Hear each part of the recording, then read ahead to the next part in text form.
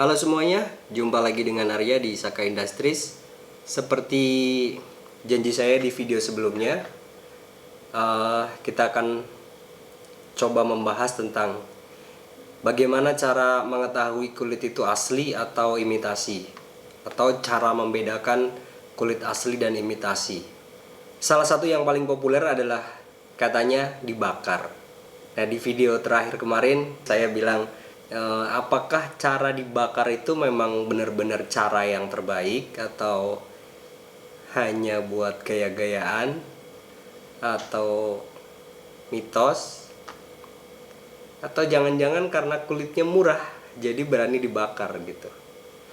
Nah, ini disclaimer, ini adalah pandangan pribadi, jadi sebetulnya ya bebas-bebas saja lah orang mau ngetesnya gimana. Tapi kalau saya tidak setuju dengan kampanye cara membedakan kulit asli atau cara mengetahui kulit asli itu dengan dibakar.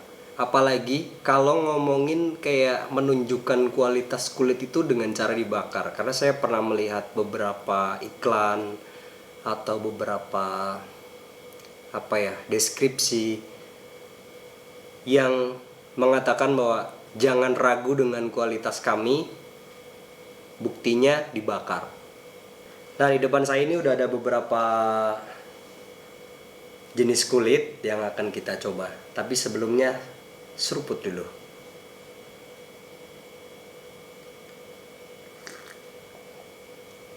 Gelasnya Britama ini.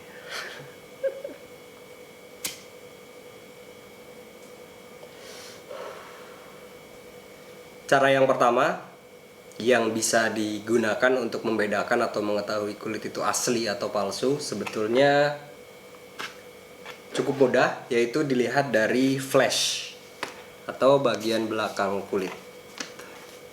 Nah, ini flash. Nah, ini flash. Ini kulit asli, ini kulit palsu. Setidaknya kalau teman-teman udah pernah megang kulit yang asli, itu pasti akan ketahuan. Kayak belakangnya ini serabutnya beda. Meskipun ada kulit yang belakangnya itu memang flashnya itu sudah sangat halus ya. Seperti yang saya tunjukin kemarin itu, bentar. Nah, seperti kulit ini, flashnya halus. Tapi sehalus-halusnya flash dari kulit asli itu dia masih akan meninggalkan kayak serabut-serabut atau tidak memiliki pattern atau pola yang simetris, yang benar-benar sama gitu. Nah, memang cara ini hanya bisa dilakukan kalau bahannya belum jadi produk ya. Yang jadi masalah adalah ketika sudah jadi produk. Kalaupun misalnya sudah jadi produk dan biasanya kan di bagian dalam itu sudah dikasih lining ya, seperti ini. Nggak kelihatan ya. Jadi dalamnya itu sudah dilapisin kain. Gini ya. Nah, itu kalau memang ada kesempatan untuk melihat spot yang yang bagian belakangnya akan tampak berbeda. Serabutnya, kalaupun dia berserabut, itu pun sangat berbeda. Halus-halusnya itu berbeda, karena pada dasarnya kulit sintetis itu terbuat dari plastik dan banyak campuran lainnya gitu. Nah, ini kulit sintetis. Ini kulit asli. Itu kalau dari bagian belakang ya. Nah, ini kulit asli. Biasanya di bagian tekukannya, di bagian seperti ini, di tekukan atau edge, dia ada yang di model ditekuk begini. Nah, kalau contohnya kita bisa melihat bagian belakangnya. Nah, ini kita bisa lihat, bisa dirasain juga. Ini kalau memang ada kesempatannya ya, dan tidak merusak gitu. Jangan sampai merusak. Ini kelihatan banget kok. dari bagian belakangnya aja itu udah sebetulnya udah sangat kelihatan. Nah, ini yang kulit sintetis. Bagian belakangnya beda banget. Nah, itu cara pertama, yaitu dengan melihat flashnya atau bagian belakang dari kulitnya. Yang selanjutnya dilihat dari permukaan kulitnya. Kayak ini ya. Ini kan dia warnanya itu nggak yang solid 100% sama. Jadi ada seperti apa ya, tanda-tanda kita kayak kulit kita aja lah. Kulit kita kan kalau putih itu bukan putih, beda ya kalau kulit saya ya. Ini kan ada bagian yang putihnya putih, kalau saya nggak ada, hitam semua. Ada yang sedikit kehitaman, nah itulah karena prosesnya alami, yaitu dari sinar matahari. Alami, proses yang terbentuk itu alami. Kulit sintetis itu permukaannya sama persis. Jadi dia seperti kalaupun dia memiliki pattern, itu patternnya itu benar-benar simetris dan akurat 100%. Meskipun ini juga tidak 100% akurat ya, karena ada beberapa kulit asli yang bahkan kulit bagus itu warnanya bisa dibilang malah perfect gitu. Jadi terlihat benar-benar sempurna kayak kulit imitasi malahan gitu. Padahal itu kulit bagus dan kulit mahal. Jadi nggak semuanya, memang tidak semuanya bisa dilihat dari permukaannya atau kasat matanya. Terus cara selanjutnya, nah ini ada yang menyarankan untuk menggunakan air, yang katanya kalau kulit asli itu dia menyerap, pasti menyerap, dan kalau kulit sintetis itu tidak menyerap. Sejujurnya saya tidak pernah menggunakan cara ini, tapi kita coba aja ya. Nah, kita coba di clutch. Nah,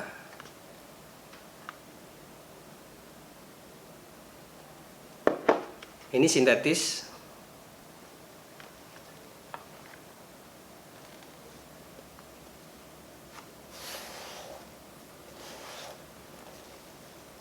Ini kulit yang sintetis, kita coba di kulit yang asli.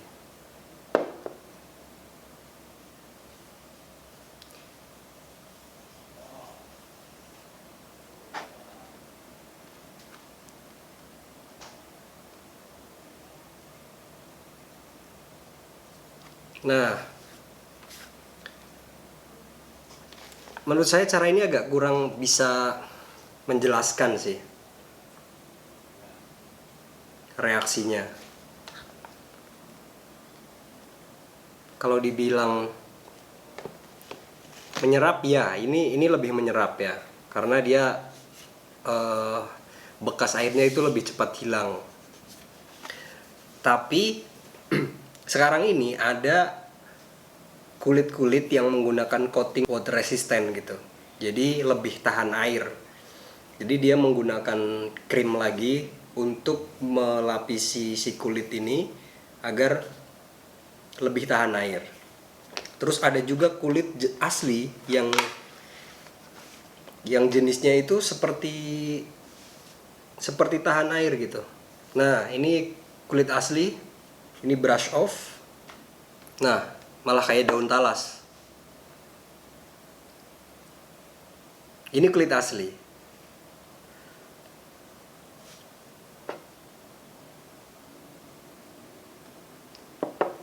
Dia sama sekali tidak menyerap malahan.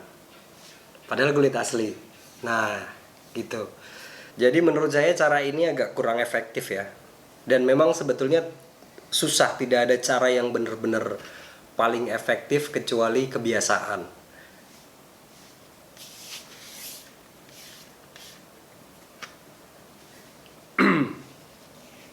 Kalau dilihat dari bekasnya, sintetis itu dia lebih lama keringnya. Jadi kayak masih ada terus gitu. Mungkin ini ya maksudnya ya. Nah, itu percobaan menggunakan air. Cara selanjutnya yaitu yang sering dikampanyekan orang-orang, bahkan dikampanyekan oleh pengrajin-pengrajin, yaitu dengan cara dibakar. Nah, ini yang paling seru. Kita tes saja. Ini adalah kulit Crazy Horse yang bisa digores dan hilang, dan semakin lama akan semakin bagus ya. Kita coba bakar.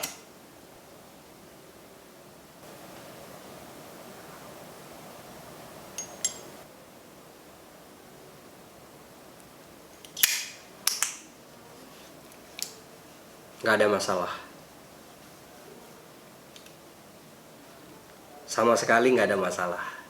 Kita coba yang sintetis.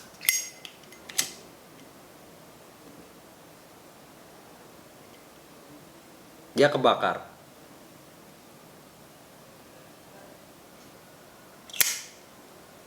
Kebakar dan meleleh. Karena plastik, karena bahannya plastik. Kita coba lagi di kulit yang lain, kulit asli.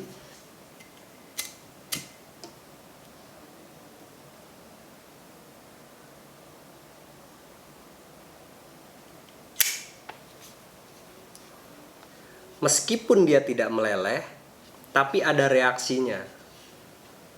Ada reaksinya. Ada yang cuma gosong, ada yang sampai mengkerut seperti ini. Ini kulit asli ya. Nah,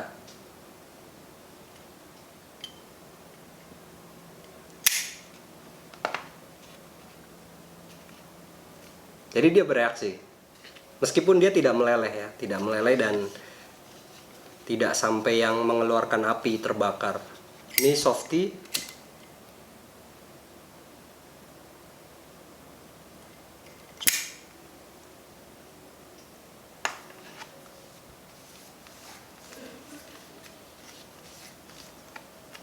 Hasilnya. Ini kulit asli. Biar puas. Nah, dia juga ada reaksinya.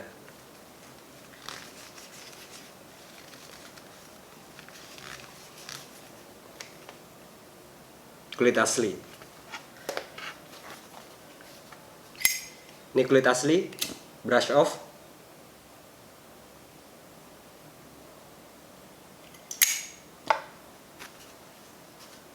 Dia juga gosong. Kulit asli.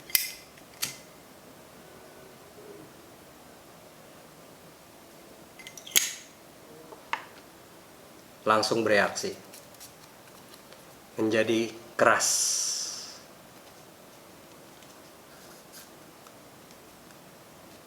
dan gosong gitu ya. Oke,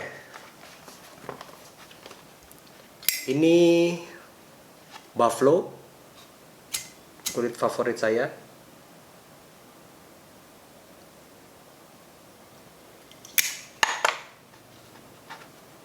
Hasilnya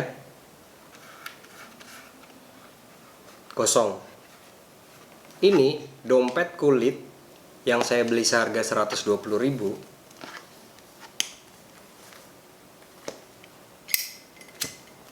Bisa juga dibakar.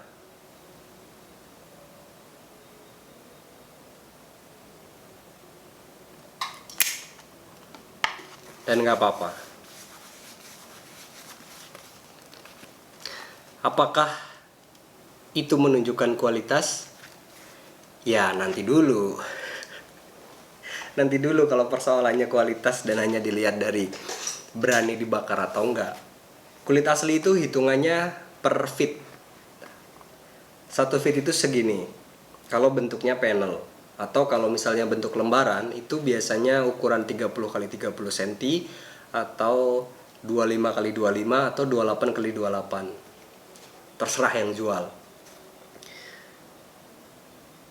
Harga selembar gini, selembar 1 feet ini, ada yang mulai dari 15.000, 20.000, 25.000, 30.000, 40.000, 50.000, 70.000. Kalau yang ini 115.000 satu panel. Nah, kalau beli lembaran saya kurang tahu, tapi kurang lebih kalau nggak salah di 50 atau 60 ribuan. Kalau belinya satu lembar. Ada yang satu panel seperti ini harganya 1.400.000 bernama sel Cordovan. Atau Alran yang teksturnya itu seperti Chevrolet ini, Chevrolet Demso ini ya, ini tiruannya. Yang teksturnya seperti ini, itu harganya kurang lebih di 300 ribuan. 250 sampai 300 ribuan per fitnya. Nah, apakah mau dibakar-bakar? Kalau belinya harganya mahal begitu, apakah mau dibakar-bakar? Apalagi kalau sudah jadi barang, kayak dompet Alran itu bisa pasti di atas 2 juta lah. Kalau kayak misalnya jadi dompet, itu kulit-kulit seperti itu tuh pasti di atas 2 juta lah. Apa mau dibakar? Itu pertanyaannya. Terus cara ngebakarnya itu memang berpengaruh ya. Jadi cara ngebakarnya ada misalnya yang diam seperti ini. Ini pasti akan bereaksi. Ada yang gini. Nah, itu beda. Itu beda hasil. Terus misalnya koreknya pakai laser jet atau pakai yang korek biasa, itu juga bisa terjadi perbedaan hasil gitu. Tapi seperti yang dilihat tadi, kulit asli pun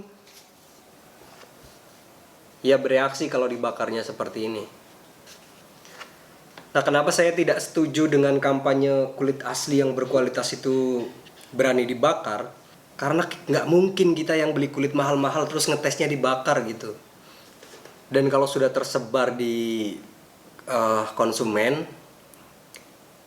itu bisa jadi sebuah standar kan akhirnya, bahwa misalnya mintanya tesnya dibakar, boleh dites dibakar nggak gitu. Apa nggak repot? Misalnya untuk bikin dompet itu, kemarin saya bikin dompet kayak dompet panjang, itu untuk bahannya aja itu modalnya sekitar 450.000. Dompet panjang 2 panel ini, satu panel Itali dan satu panel lokal, itu kurang lebih 450.000. Terus apa ngetesnya mau dibakar? Terus jangan sampai ada orang-orang yang kayak misalnya datang ke sebuah toko atau pameran atau apa, ngetes produk leather goods, produk kulit dengan cara langsung dibakar. Terus gosong, gak jadi beli karena menganggap itu kulit palsu. Itu kan kacau balau ya. Kacau balau banget itu. Nah, salah satu cara yang efektif, cara yang cukup efektif menurut saya, sebetulnya dengan cara menciumnya. Mencium si kulitnya gitu. Karena dia udah jadi produk jadi, biasanya tetap akan meninggalkan aroma-aroma khas gitu ya. Memang ini butuh kebiasaan. Awalnya dulu saya juga termasuk salah satu yang mengidolakan kulit asli itu dibakar. Harus kulit bagus itu dibakar. Terus suatu ketika ada teman saya beli dompet dari toko online, sebuah merek yang cukup terkenal di Bandung. Saya bandingkan dengan dompet saya yang ini, yang harga 120.000. Saya bandingkan dengan dompet saya yang ini. Saya ambil dompetnya, saya bakar, meleleh. Itu adalah kesalahan fatal gitu ya. Itu kesalahan fatal, padahal itu baru beli, dompet baru beli, saya bakar. Jadi jangan sampai ini terjadi ke teman-teman, kayak punya barangnya teman ataupun lagi ke toko atau ada pameran itu pengen nyoba ngetes kulit itu dengan cara dibakar gitu. Karena tidak semuanya kulit asli itu bisa dibakar-bakar begitu. Janganlah pakai cara-cara yang begitu. Kalau kulitnya Crazy Horse kayak kulit ini nggak masalah. Nih ya, kulit Crazy Horse nggak masalah. Tapi kalau kulit-kulit lain gosong pak. Ini juga saya nggak mau bakar. Tapi ada yang boleh dibakar nih.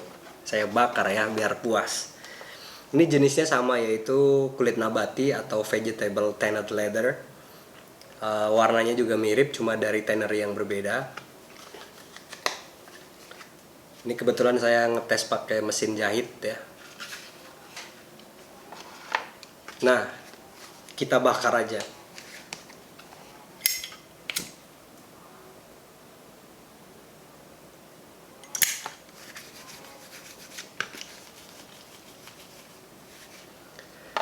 Dia akan meninggalkan bekas.